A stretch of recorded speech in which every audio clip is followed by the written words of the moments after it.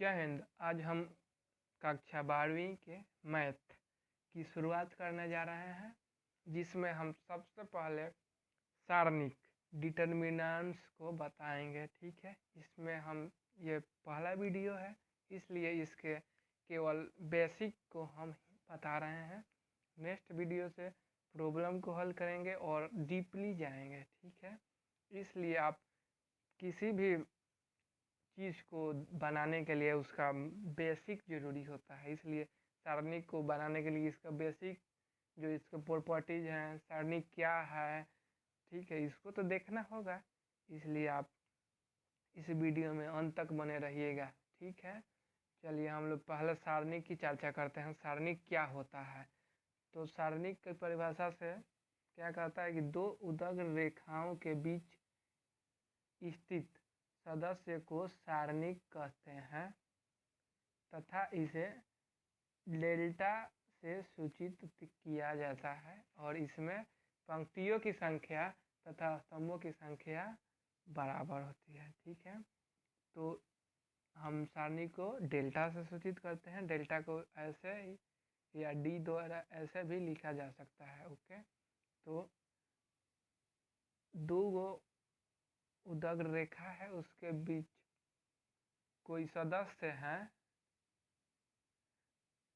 इसी को हम सारणिक कह देते हैं। इजी है भाई, सारणिक मतलब कि दो उदग्र रेखा है। सारणिक जैसे ही कोई आपसे पूछे कि सारणिक क्या है, तो आपके दिमाग में आ जाना चाहिए कि दो गो उदग्र रेखा, ऐसे उसको क्या बोलते हैं, लंबा लंबा रेखा, और उसके बीच में स्थित कोई भी सदस्य हो सकता है। ठीक है, तो ये सदस्य हैं और इन्हीं को हम लोग सारणिक कहते हैं। अगर कोई पूछ देगा तो आप बता सकते हैं।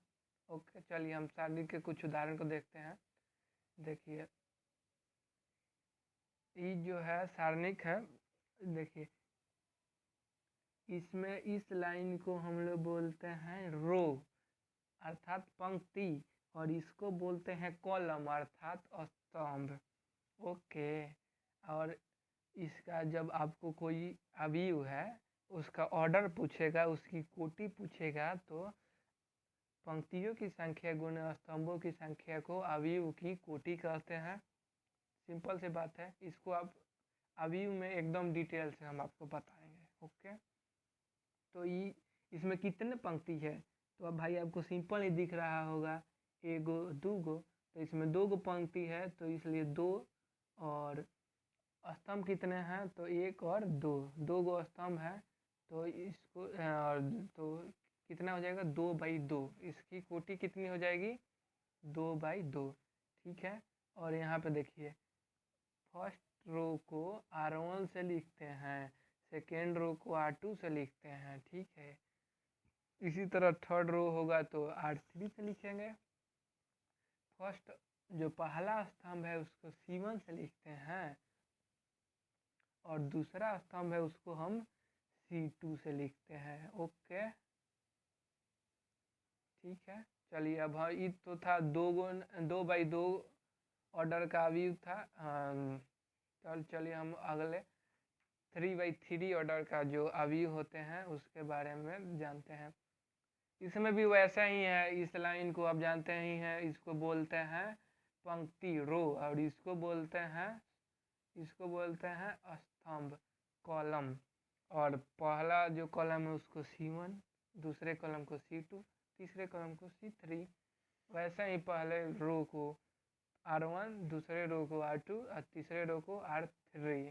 ठीक है, चलिए अब तो इसको देख लिए कि C1 में कौन कौन है, C2 में किसे कहते हैं, और C3 किसे कहते हैं। R1, R2, R3 सब जान गए। और इसका कोटि कोई पूछेगा तो सिंपल सी बात है, 3 गो इसका रो है और 3 गो इसका स्तंभ है।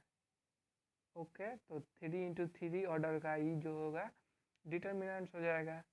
डिटर्मिनेंट्स ऑलवेज जैसे 2 × 2 है वैसे होता है, या 3 × 3 होता है। ऐसे नहीं होता है कि 1 × 2, 1/2 ऑर्डर का डिटर्मिनेंट्स, ऐसा डिटर्मिनेंट्स, इसे डिटर्मिनेंट्स नहीं कहते हैं, ये अवयव हो जाएगा। ओके, चलिए अब हम लोग शुरू करेंगे सारणी का गुण। Properties of determinants. तो पहला डिटर्मिनेंट्स का जो गुण कहता है उसे देखिए। यदि किसी सारणी के सभी पंक्तियों को स्तंभों में और सभी स्तंभों को पंक्तियों में बदल दिया जाए तो सारणी के मान में कोई परिवर्तन नहीं होता है तथा इसे परिवर्त सारणी कहते हैं। जैसे यहाँ पे देखिए, जैसे A1 A2 A3 E1 पे है, कौन सी स्तंभ नंबर 1 है, इसको हम लोग ऐसे चेंज, इसको कॉलम को हम लोग पंक्ति में चेंज कर दिए, रो में चेंज कर दिए। तो यहाँ पे देखिए ई हो गया, ई यहाँ पे ई रो हो गया और यहाँ पे ई कॉलम हो गया। ओके, तो इसको जब आप चेंज कीजिएगा, एक आपस में इंटरचेंज कीजिएगा तो इसके मान में कोई परिवर्तन नहीं होगा। इसके लिए हम लोग पहला उदाहरण देखते हैं। देखिए थोड़ा इसको देखिए, पहला उदाहरण जो कोई डिटर्मिनेंट्स है, इसका हम मान निकालेंगे तो माइनस में कई सा रहा है और इसके सारणी के पंक्तियों को उसके संगत स्तंभों में बदलेंगे। जैसे यहाँ पे देखिए 2 3 1 है रो में, तो यहाँ स्तंभ में 2 3 1 है, तो इसको चेंज कर दिए। जब इसको चेंज किए तब इसके मान को हमने निकाला, तब भी इसका जो मान है माइनस में 21 ही आ रहा है। क्या आ रहा है? माइनस में 21। इसलिए जो पहला प्रॉपर्टीज है कि जब किसी सारणी के पंक्तियों को संगत स्तंभों में तथा स्तंभों को संगत पंक्तियों में आप चेंज कीजिएगा तो उसके मान में कोई परिवर्तन नहीं होगा। ठीक है, तो यहाँ पे पहला जो प्रॉपर्टीज है प्रूव होता है। ये जैसे ऑब्जेक्टिव टाइप का क्वेश्चन भी पूछ सकता है। चलिए अगला प्रॉपर्टीज नंबर दूसरा देखते हैं। दूसरा प्रॉपर्टीज क्या कहता है? यदि किसी सारणी के दो आसनों पंक्तियों अथवा स्तंभों को परस्पर बदल दिया जाए तो सारणी का संख्यात्मक मान मतलब का 1 2 3, इसको संख्यात्मक मान बोलते हैं। तो जो संख्यात्मक मान है वह वही रहता है, परंतु उसका जो चिन्ह होता है साइन, जिसको जैसे प्लस माइनस उसी को ना चिन्ह बोलते हैं, वो चेंज हो जाता है। जैसे यहाँ पे देखिए क्या हुआ है, A1 A2 A3 जो है C1 के जगह पर, किस जगह पर है? C1 पर है। तो इसको उठाकर हमने इसको नहीं चेंज किया, हमने क्या किया है, जो B1 B2 B3 है C2 के जगह पर, उसको उठाकर हमने C3 के जगह पर रख दिया है। तो इसका जो मान हो गया है तो वह निगेटिव हो गया है। क्या हो गया है? निगेटिव हो गया है। तो दूसरा रूल यही कहता है कि जब किसी सारणी के पंक्तियों अथवा स्तंभों को आपस में बदल दीजिएगा, जैसे C1 के उठाकर C1 को इंटरचेंज कर दिए C2 पर, C2 को उठाकर C3 पर इंटरचेंज कर दिए, तो इसका जो मान होता है वो नहीं बदलता है, केवल इसका चिन्ह बदलता है। पॉजिटिव होगा तो निगेटिव हो जाएगा, निगेटिव होगा तो पॉजिटिव हो जाएगा। ठीक है, तो यहाँ पे हमने क्या किया है, यहाँ पे जो उदाहरण है इसमें C2 को C3 के स्थान पर भेज दिया है, इसलिए इसमें निगेटिव जुड़ गया है। चलिए इसका हम उदाहरण देख लेते हैं। गुण तब तक समझ में नहीं आता है जब तक इसका उदाहरण हम लोग नहीं देखते हैं। ठीक है, तो देखिए इसका उदाहरण। पहला देखिए डिटर्मिनेंट्स है एक, इसका हमने स्पेंडिंग किया है, इसका मान निकाला है, R1 से मान निकाला है, तो इसका मान माइनस में 8 आया है। ठीक है, और इसमें क्या किए हैं हमने, R1 जो पंक्ति है R1 के स्थान पर जो है 2 3 4 है, उसको उठाकर हमने R2 के स्थान पर रख दिया। देखिए यहाँ पे R1 क्या है, यहाँ पे R1 है E, ओके, और R2 E है। तो R1 को उठाकर हमने R2 के स्थान पर रख दिया। तो जब चेंज नहीं किया था तो इसका मान माइनस में 8 आ रहा था, जब हमने चेंज कर दिया तो इसका मान कितना आ रहा है, प्लस में 8। तो देखिए चिन्ह चेंज हो गया कि नहीं। इसी तरह कॉलम को आप चेंज कीजिएगा, जो क्या बोलते हैं स्तंभ है तो उसका भी मान चेंज हो जाएगा, पॉजिटिव है तो निगेटिव हो जाएगा, संख्यात्मक मान नहीं बदलता है। ओके, तो 2 नंबर प्रॉपर्टी प्रूव हुआ। अब प्रॉपर्टी नंबर 3 देखते हैं, सॉरी प्रॉपर्टीज नंबर 3। यदि किसी सारणी की कोई भी 2 पंक्तियाँ अथवा स्तंभ सर्वांशम अर्थात बराबर हो तो सारणी का मान सदैव 0 होता है, अर्थात 0 होता है। ओके, मतलब सीधे समझिए ना, देखिए यहाँ पे देखिए क्या हुआ है। कोई 2 सारणिक है, उसका जो मान पंक्तियों की संख्या तथा जो पंक्ति है उसका मतलब कि जो उसके सदस्य हैं उसका अगर मान बराबर है तो उसका जो मान निकलेगा सारणी का तो वह 0 हो जाएगा। चलिए इसका उदाहरण देखते हैं, उदाहरण से अधिक स्पष्ट होगा। जैसे देखिए यहाँ पे प्रॉपर्टीज नंबर 3 में क्या कहता था कि यदि किसी सारणी के 2 स्तंभ या 2 पंक्ति आपस में बराबर हो तो उसका मान 0 होता है। तो यहाँ पे सिंपल है, देखिए यहाँ पे क्या बराबर है, यहाँ पे पंक्ति जो रो है R1 R2 को देखिए, ये दोनों आपस में इक्वल है। R1 भी 1 2 3 है और R2 भी 1 2 3 है। जब दोनों का मान बराबर है तो सारणी का मान 0 होगा। देखिए यहाँ पे आ गया कि नहीं 0।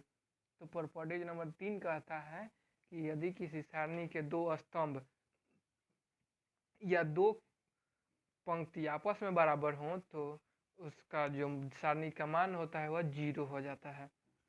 तो यहाँ पे प्रॉपर्टीज नंबर 3 जो होता है प्रूव होता है। चलिए प्रॉपर्टीज नंबर 4 की तरफ बढ़ते हैं। प्रॉपर्टीज नंबर 4 क्या कहता है कि यदि किसी सारणी के किसी पंक्ति या स्तंभ के सभी अवयव जो सदस्य हैं अगर 0 हो तो सारणी का मान भी 0 होगा। ओके, तो यहाँ पे देखिए पहले सारणिक में C2 जो स्तंभ नंबर 2 है, कॉलम नंबर 2 है, उस सब का मान 0 0 है। ओके, और दूसरे सारणिक में R1 के स्थान पर जितना R1 है, R1 के सभी सदस्य 0 हैं, इसलिए सारणी का मान कितना हो गया है 0 हो गया है। समझे? तो ये एकदम आपको ऑब्जेक्टिव टाइप के क्वेश्चन में अक्सर पूछता ही है, ऐसा सारणिक दे देगा, उसके कोई पंक्तियों या कोई स्तंभों को 0 0 कर देगा, इसलिए उसका मान भी 0 हो जाता है। इसका उदाहरण देखते हैं, ज़्यादा स्पष्ट होंगे आप। देखिए यहाँ पे R1 के स्थान पर जो प्रथम पंक्ति है उसके सभी सदस्य जो है ना वो 0 है, तो सारणी का जो मान निकला है वो भी 0 निकला है। ठीक है, तो यहाँ पे प्रॉपर्टीज नंबर क्या था, चौथा था, जो प्रूव होता है कि किसी सारणी के पंक्तियों या स्तंभों के सदस्य यदि 0 हो तो उसका जो मान होता है वह भी 0 होता है। सिंपल है। चलिए अगले वीडियो की तरफ, अगले प्रॉपर्टीज की तरफ बढ़ते हैं। प्रॉपर्टीज नंबर नेक्स्ट, तो अगला सारणी का गुण है कि यदि किसी सारणी के मुख्य विकर्ण के नीचे या ऊपर, मुख्य विकर्ण किसे बोलते हैं, देखिए ई जो है इसको हम लोग मुख्य विकर्ण बोलते हैं। ठीक है, तो मुख्य विकर्ण के ऊपर या मुख्य विकर्ण के नीचे के अगर सभी सदस्य 0 हैं तो मुख्य विकर्ण का जो गुणनफल होता है वही सारणी के मान के बराबर होता है। ठीक है, तो मुख्य विकर्ण का स्थान पर A1 B2 C3 है, तो इसका जो सारणी का मान है यह तीनों के गुणनफल के बराबर हो जाएगा। तो इस प्रॉपर्टीज के लिए हम अगला उदाहरण देखते हैं, उदाहरण से आप लोग ज़्यादा स्पष्ट होइएगा। देखिए प्रॉपर्टीज नंबर 5 का उदाहरण देखिए, यहाँ पे जो है मुख्य विकर्ण के सदस्य है 1 4 और 2, सॉरी इसको निम्न से करते हैं, 1 4 और 2 जो है ये मुख्य विकर्ण है, और मुख्य विकर्ण के नीचे का जो सदस्य है ये सब 0 है। तो आपको मालूम ही है कि जो सारणी का मान होगा मुख्य विकर्ण के गुणनफल के बराबर होगा। तो देखिए हम ऐसे स्पेंडिंग करके भी बनाए हैं तो इसका जो मान आया है वो 8 आया है, और इसके विकर्णों का गुणनफल कर दिए आपस में तो अभी इसका मान 8 आया है। तो इसलिए प्रॉपर्टीज नंबर 5 जो कहता है कि यदि किसी सारणी के मुख्य विकर्ण के ऊपर या नीचे के अगर सभी सदस्य शून्य हैं तो मुख्य विकर्ण के गुणनफल का मान जो होता है वह सारणी के मान वही सारणी का मान होता है। ओके, तो प्रॉपर्टीज नंबर 5 प्रूव होता है। प्रॉपर्टीज नंबर 6 देखिए, 6 नंबर प्रॉपर्टीज, यदि किसी सारणी के किसी पंक्ति या स्तंभ के प्रत्येक सदस्य 2 या 2 से अधिक राशियों के योग हों तो वह सारणिक उसी क्रम में 2 या 2 से अधिक सारणिकों के योग के बराबर हो जाएगा। थोड़ा इसका भाषा समझना कठिन है, लेकिन थोड़ा उदाहरण इसका देख लीजिए, एकदम समझ जाइएगा। देखिए उदाहरण है, देखिए यहाँ पे a1 प्लस माइनस में है अल्फ़ा 1 अल्फ़ा 2, तो इस ऐसे प्लस माइनस में तो इसको आप ऐसे भी लिख सकते हैं, इसको अलग अलग भी लिख सकते हैं या इसको आप जोड़कर भी लिख सकते हैं। ठीक है, ये आगे आपको कुछ सवाल हैं आपके बुक में, उसमें बहुत मदद देने वाला है ये प्रॉपर्टीज। ठीक है, ऐसे कीजिएगा तो इसके मान में कोई परिवर्तन नहीं होगा। अब अगले प्रॉपर्टीज की तरफ बढ़ते हैं। प्रॉपर्टीज क्या कहता है, किसी सारणी के किसी पंक्ति या स्तंभों में किसी संख्या या व्यंजक से गुणा कर उसे दूसरे पंक्ति या स्तंभों में जोड़ने या घटाने से सारणी का मान नहीं बदलता है। एकदम सिंपल है। प्रॉपर्टीज अगला कहता है कि इसमें मान लीजिए कोई सारणिक है, देखिए इसका उदाहरण देखिएगा तो ज़्यादा समझिएगा। किसी सारणी के पंक्तियों या स्तंभों के संख्या में किसी संख्या से गुणा करने से उसके मान में कोई परिवर्तन नहीं होता है। देखिए जैसे सारणिक है, इसका हम मान निकाले हैं तो 1 आया है, और इसके जो R2 माइनस R3 कर देंगे, इसके दूसरे जो रो है, पहला रो है इसको R1, ये जो है R2, ये जो है R3, तो R2 में से हमने R3 को घटा दिया है, उसके बाद सारणी को लिखा है तो अभी इसका मान 1 आया है। और ऐसे हमने इसका किया था, देखिए ऐसे इसका हमने मान निकाला था तो अभी इसका मान 1 आया है। तो इसलिए प्रॉपर्टीज जो है वह प्रूव होता है कि सारणी के पंक्तियों को आपस में जोड़ने या घटाने से सारणी के मान में कोई परिवर्तन नहीं होता है। ओके, अगला प्रॉपर्टी की तरफ बढ़ते हैं। सारणी के किसी पंक्ति या स्तंभ में कोई गुणनखंड उभयनिष्ठ हो तो उसे सारणी से बाहर कर लेते हैं। जैसे यहाँ पे देखिए जो सारणी है इसमें R2 को देखिए आप ध्यान से, R2 के स्थान पर जो सदस्य उसे ध्यान से देखिए, इसमें क्या कॉमन है। अरे हाँ भाई, इसमें 2 कॉमन है। ठीक है, तो हमने R2 से 2 कॉमन ले लिया तो आपका जो डिटर्मिनेंट्स बना, जैसे देखिए R2 से हमने 2 कॉमन लिया तो 4 में से 2 कॉमन लेंगे 2 बचेगा, 6 में से 2 कॉमन लेंगे 3 बचेगा, और 2 कॉमन लेंगे तो 1 ही ना बचेगा। ओके, तो यहाँ पे हमने कॉमन ले लिया, इसको बाहर कर दिया और तब इसका मान हम निकाला तो 0 आया। ऐसे प्रॉपर्टीज नहीं है कि अगर आप कॉमन लीजिएगा तो 0 मान होगा, मतलब कि कोई अगर उभयनिष्ठ है उसका मान कुछ भी हो सकता है। अगर कोई उभयनिष्ठ है तो उसको आप कॉमन ले सकते हैं, जैसे हमने यहाँ पे 2 को लिया है। चलिए, हाँ यही थे आपके जो सारणी का प्रॉपर्टीज था।